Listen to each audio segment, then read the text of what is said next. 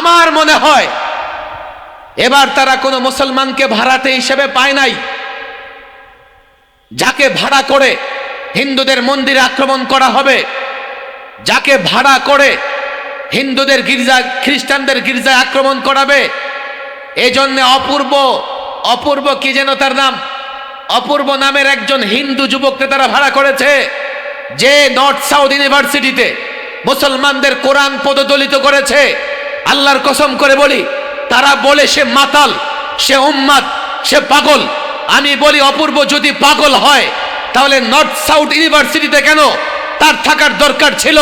পাবনা পাগলা গারোতে সে পাগল নয়, সে জেনে বুঝে ভাড়াটে হয়ে হিন্দু মুসলিম দাঙ্গা লাগাবার জন্যে, সাম্প্রদায়িক সম্প্রীতি নষ্ট করবার জন্যে তাকে দিয়ে প্রতিবেশী রাষ্ট্রের গোয়েন্দা সংস্থা এই নাটক সাজিয়ে দাঙ্গা লাগাবার চেষ্টা করেছে, সাম্প্রদায়িক সম্প্রীতি বিনষ্ট করবার চেষ্টা করেছে। আমরা পরিষ্কার বলেছি, পাগল, উম্মাদ, মাতাল আমরা বুঝতে চাই না। ধরো, জেলে ভরো, তাকে সর্বোচ্চ শাস্তি দাও। সে যদি পাগল হয়, কোরআন ছিল কেন? বেদ, রামায়ণ, গীতা, বাইবেল কেন ছিল না? সে যদি পাগল হয় তাহলে মুসলমানদের মসজিদে গিয়ে পাগলামি কেন করলো? সেই ধর্মের মন্দিরে গিয়ে কেন পাগলামি করলো না? আমরা হিন্দু সম্প্রদায়ের নেতাদেরও বলেছি, আপনারাও প্রতিবাদ করেন, আমাদের যুবকদের উস্কানি দিবেন, বারবার উস্কানি দিবেন। আমরা যুবকদের শান্ত থাকতে বলি, কিন্তু কখনো যদি যুবকরা অশান্ত হয়ে যায়, এই দায় আমরা নিব না।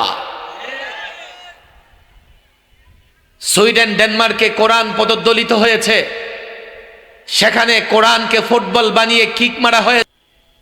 আপনারা ভাই, আমার এমনি কিন্তু দোষের অভাব নাই, জানেন তো। গত 16 বছরে আমার মেহমান বানাইতে বানাইতে আমার লাইফে অর্ধেক শেষ করে ফেলছে। আমি এই জন্য বলি কি, দেখেন এখন কথা বলার সময়, এর মানে এই না আমি যে কাউকে বকাঝকা করব। আমি এখন স্বাধীন মুক্ত, এর মানে এই না কোনো দলের বিরুদ্ধে বিষোদ্গার করব। বলে হুজুর কেন করবেন না? আমি চাই সব দলের লোকেরা এ তন্ত্র মন্ত্র নষ্ট ভ্রষ্ট নীতি বাদ দিয়া সব ইসলামের পতাকা তলে চলে আসুক। আমি বিদ্বেষী না, আমি বিষোদ্গার করতে চাই না। আমি একজন দায়ী মানুষ। আমার আশা হচ্ছে সব যুবকরা যাতে ইসলাম মানে, সব যুবকরা যাতে মসজিদমুখী হয়, অন্য কিছু না। লম্বা সময় জুলুম অত্যাচার সহ্য করেছি, মুক্ত সময়ে কাউকে বকাঝকা করার ইচ্ছা আমার নাই।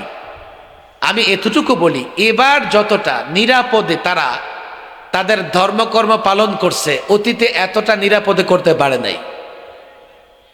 বলবেন কেন? এই জন্যে এবারের অভ্যুত্থানের পেছনে আলেমদের অবদান আছে। 92 জন মাদ্রাসার ছাত্র শহীদ হয়েছে। আমরা চেয়েছি দলীয় সরকার যেহেতু নাই, একটা এক্সাম্পল হোক যেখানে অমুসলিমরা তাদের ধর্মকর্ম নিরাপদে পালন করবে। করেছে। আমরা যখন বলি ইসলাম প্রতিষ্ঠা করতে চাই, আমরা যখন বলি মালিকানা মুসলমানদের, ভয়ের কারণ নাই। সত্যিকার অর্থেই যদি এই ভূখণ্ডের মালিকানা মুসলমানরা বুঝে নেয় আর তারা ইসলাম প্রতিষ্ঠা করে, 54 বছরে তারা যতটা নিরাপদে ছিল তার চাইতে 1000 গুণ নিরাপদে বাংলাদেশে থাকতে পারবে। এটাই ইসলামের সৌন্দর্য, যেই সৌন্দর্যের কারণে সেই মক্কা থেকে এক মুহাম্মদে আরবি ইসলামের দাওয়াতি কাজ শুরু করেছেন। আজকে পৃথিবীতে প্রায় 180 কোটি মুসলমান। জবরদস্তি করে আমরা একজনকে মুসলমান বানাই নাই, জবরদস্তি করে আমরা কাউকে মুসলমান বানাইনি, বানানো যায়ও না। এক ব্যক্তিকে জোর করে বললেন বলো লা ইলাহা ইল্লাল্লাহ, মুখ দিয়া বলল আর অন্তরে বলে যে দানা মূর্তি মূর্তি, মুসলমান হবে সে? এটা তো এই উগ্রবাদী সাম্প্রদায়িক হিন্দুত্ববাদীর কাজ, যারা মুসলমান বাচ্চাকেও জোর করে জয় শ্রীরাম বলায়। বাংলাদেশে আমরা মূর্তি পূজাকে শিরিক মনে করি, সবচাইতে বড় অপরাধ মনে করি, কিন্তু আমরা কখনো তাদের উপাসনালয়ে গিয়ে আক্রমণ করি না। তাদের ধর্মে যদিও এটা তাদের চিন্তায় ভুল, কেননা তাদেরই একজন বিচারপতি বলেছেন যে গরু আবার মানুষের মা কেমনে হয়। আজ পর্যন্ত তো কোনো গরু কোনো মানুষ জন্ম দেয় নাই।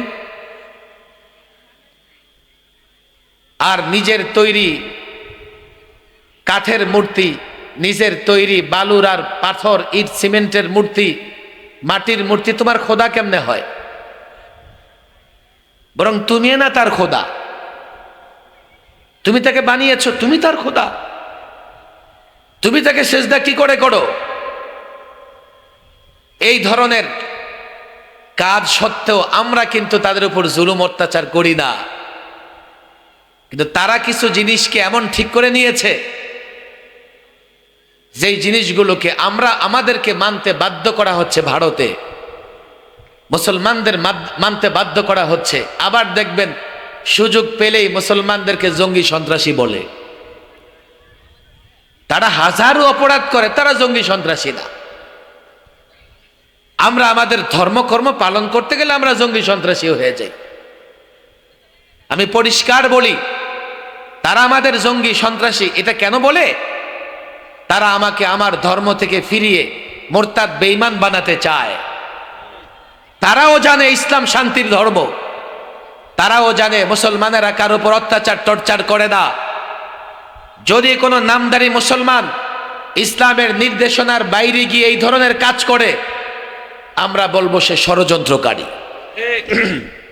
আমার মনে হয়েছে এবার যখন শান্তিপূর্ণভাবে বাংলাদেশে অমুসলিমরা তাদের হিন্দু সম্প্রদায় তাদের ধর্মকর্ম উৎসব পালন করতে পারছে,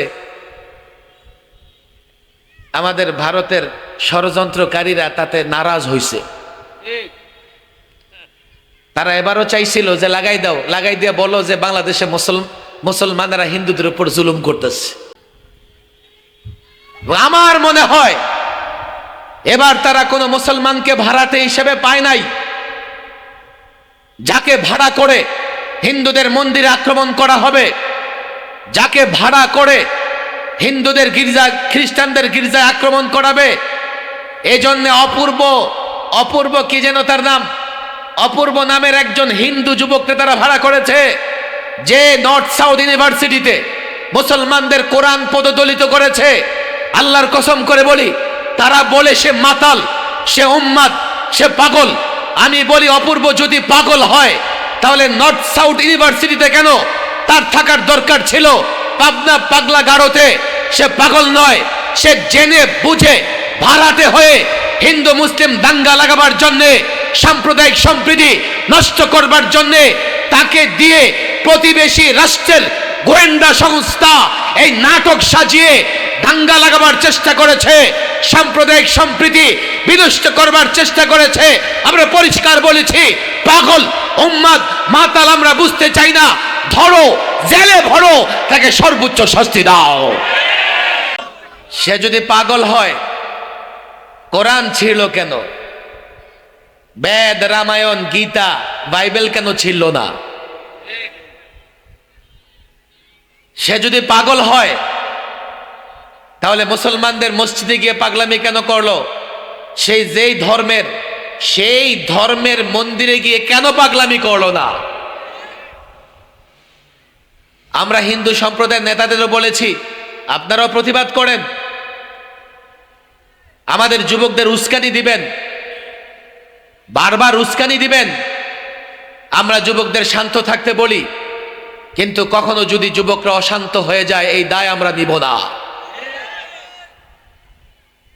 সুইডেন, ডেনমার্কে কোরআন পদদলিত হয়েছে, সেখানে কোরআনকে ফুটবল বানিয়ে কিক মারা হয়েছে, লাথি মারা হয়েছে।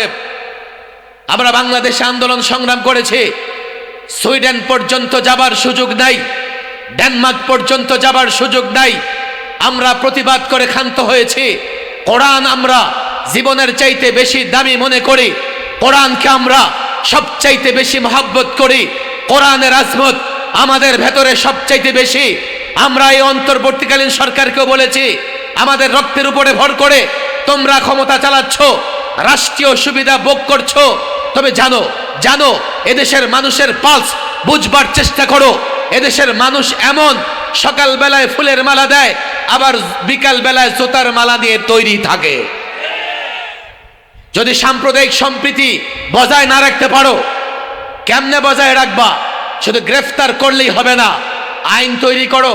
আজকে গ্রেফতার হবে, যেহেতু সর্বোচ্চ শাস্তির কোনো আইন নাই, কালকে বের হয়ে এসে আবার আরেকজন ইসলাম নিয়ে, কোরআন নিয়ে, আল্লাহর নবীকে নিয়ে কটূক্তি করবে, বিচার হবে না। আইন তৈরি করো, সর্বোচ্চ আইন তৈরি করো। বলবেন আমরা কেন, পরবর্তী সরকার করবে কেন? তোমরা রাষ্ট্র মেরামত করতেছো, আইনের পরে আইন বানাইতেছো। এদেশের মুসলমানেরা যেই জায়গায় একমত, আমি তো মনে করি দল ভিন্ন হতে পারে, মাযহাব ভিন্ন হতে পারে, মসজিদ ভিন্ন হতে পারে, কোরআনের সম্মান সবার কাছে আছে, কোরআনের ইজ্জত সবার কাছে আছে। আমি যখন কোরআনের কথা বলি, 90% মুসলমানের কথা বলি। আমি যখন কোরআনের পক্ষে বলি, 90% মুসলমানের পক্ষে বলি। ঢাকায় বলেছি, এখান থেকে বলি, এই জাতিকে বলি, সর্বোচ্চ শাস্তির বিধান রেখে আইন তৈরি করো, তাহলে ভবিষ্যতে আর কেউ কোরআন পদদলিত করতে পারবে না, আল্লাহর নবীকে নিয়ে কটূক্তি করতে পারবে না।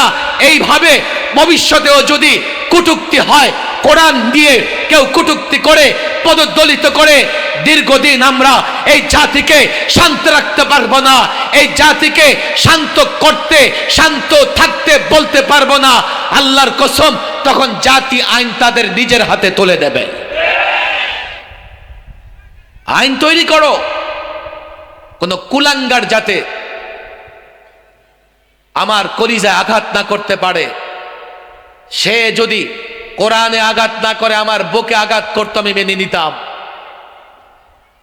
সে পাগল, আমি তাকে মাফ করে দিতাম। কোন মুসলমান কোরআনে আঘাত করবে, এটা বরদাস্ত করতে পারবে না। আমি যুবকদের বলি, দেখো, রাষ্ট্রের মালিকানা বুঝে নাও। তুমি যদি মালিকানা না বুঝো তো তামাশা দেখবা দূরে দাঁড়ায়া, তুমি তামাশা দেখবা। আর একদল আসবে রাইটিস্ট, যারা বলবে এই রাষ্ট্র চলবে ন্যাশনালিজম দিয়া, ডেমোক্রেসি দিয়া। আরেক দল আসবে লেফটিস্ট, বামপন্থী, এসে বলবেন না, এই রাষ্ট্র চলবে সমাজতন্ত্র দিয়া। অথচ তুমি মুসলমান, এই ভূখণ্ড পেয়েছো, ইসলাম প্রতিষ্ঠা করবে, তুমি সাহস করে বলতে পারো না যে এই ভূখণ্ড চলবে কোরআন দিয়া। যদি হিম্মত সাহস না থাকে, এই কথা বলতে না পারো, আর পশ্চিমা তন্ত্র দিয়া কিংবা কেউ বামতন্ত্র মন্ত্র দিয়া রাষ্ট্র চালায়, তোমাদের দুনিয়া আখিরাতে কোথাও কল্যাণ হবে না, মাথা উঁচু করে দাঁড়াতে পারবে না। আমাদের আকাঙ্ক্ষা এটাই, এই জন্যই আমরা কথা বলি। আমরা মুসলমান, রাষ্ট্র মেরামত হোক আর সংস্কার হোক, সেটা আল কোরআন দিয়ে করতে হবে। কথা ঠিক না বেঠিক? সেটা রাসূলুল্লাহর আদর্শ দিয়ে করতে হবে। তাহলেই এই রাষ্ট্র প্রকৃতপক্ষেই একটা সুন্দর, একটা সাম্যের রাষ্ট্র পরিণত হবে। কোরআন এবং সুন্নাহ দিয়া রাষ্ট্রের বৈষম্য দূর করা যায়। কোরআন সুন্নাহ প্রতিষ্ঠিত না হলে 24 হইছে, আবার 28 হবে, আবার 34 হবে, বৈষম্য দূর হবে না। আল্লাহ তাবারক ওয়া তাআলা, মাত্র তো প্রোগ্রাম শুরু, বড় বড় আলোচকরা আসবেন। আল্লাহ তাবারক ওয়া তাআলা আজকের এই ইমামদের মাহফিল, ওলামাদের মাহফিল, আমি যদ্দূর জেনেছি, আমি ইমাম এবং ওলামাদের বলবো, আপনারা শুধু মিম্বর কেন্দ্রিক চিন্তা করবেন না, এই যুবকদের কথা চিন্তা করেন, এই যুবকদের তৈরি করেন।